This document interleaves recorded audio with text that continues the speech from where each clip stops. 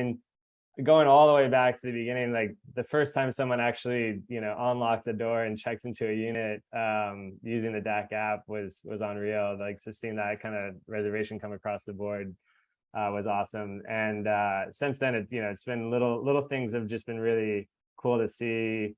First person purchasing an upsell on the app. We set up a automated check-in where the lock would automatically update once a person purchased that. Some unknown person did that for the first time and we're like, oh yeah, it worked. So they saw it work seamlessly. They had no idea how much coding went behind that.